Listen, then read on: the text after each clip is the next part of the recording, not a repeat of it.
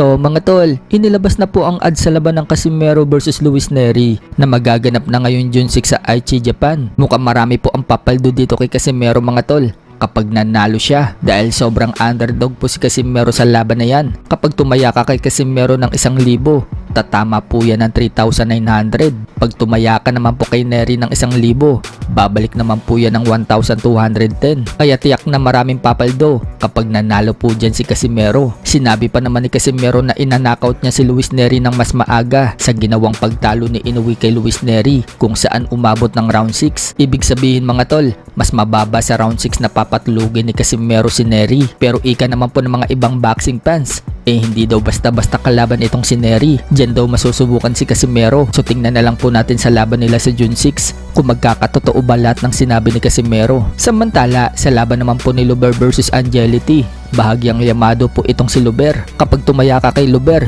yung 1,000 mo, babalik po yan ng 1,480 habang yung 1,000 mo kay Angelity, magiging 2,450. Sa kabilang banda naman mga tol, Canelo Alvarez sumagot na sa paghahamon sa kanya ni David Benavides. Handa umano kasing bumaba itong si Benavides sa 175 pounds para labanan si Canelo Alvarez. Kaya wika po ni Canelo mga tol sa panayam sa kanya ng inside ring. Sa ngayon, imposible daw na maglaban sila ni Benavides. Maaaring lalaban na daw kasi itong si Benavides sa heavyweight division dito kay Usyk. Ika pa nga po dyan ni Canelo. Dati daw kasing nasa 168 pounds sila pareho ni Benavides. Nilabanan daw niya ang every champion. Bakit daw kasi hindi lumaban si Benavides sa mga kampiyon? Kung naging kampiyon lang daw si Benavides sa 168 pounds, edi sana nilabanan daw niya itong si Benavides. Dahil ang goal umano niya noong time na yon, maging undisputed sa 168 pounds. Buwelta naman ni Benavides, lagi daw siyang nabibigo tuwing gusto niyang labanan si Canelo. Gustong gusto daw talaga niya itong labanan,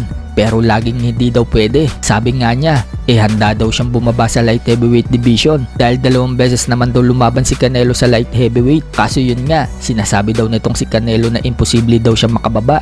Kumbaga mga tol, ang pinapalabas ni Benavides, laging may dahilan itong si Canelo. Sa ibang banda naman mga tol, matapos pong madepensahan ni Rolando Dy ang kanyang bare knuckle super welterweight world title dito kay Paulie Malignaggi, kung saan tinapos lang po ng kababayan natin sa loob ng round 2 itong si Paulie Malignaggi. Sa interview po kay Rolando Dy ng Billionario News Channel, sinabi ni Rolando Dy mga tol na ninanamnam umano niya ngayon ang tagumpay, pero ayaw lang daw niya ipasok sa utak niya. At ayaw daw niya matulad sa ibang kampiyon na lumaki ang ulo at winaldas daw kung ano yung meron sila. Mine-make sure umano niya na magiging disiplinado pa rin siya. Pagmamalaki naman ni Rolando Dy mga tol, tingin niya siya daw ang magiging Khabib ng bare knuckle boxing. Kumbaga mga tol, kung sa MMA si Khabib yung superstar, pagdating sa bare knuckle, siya yung magiging superstar. Sa iba pang balita mga tol, Gervonta Tank Davis pinuntahan si Adrian Broner habang naka-livestream ito. Binigyan nga po ng payo ni Tank Davis itong si Adrian Broner matapos sabihin ni Adrian Broner na lumaki na ang kanyang pera sa bank account. So dahil siguro yan mga tol sa pinaggagawa niyang content, niyaya ni Tank Davis palabas itong si Adrian Broner at hindi na alam mga tol kung ano pa yung mga sinabi ni Tank Davis dahil tinanggal na po ni Adrian Broner ang mic sa kanyang damit.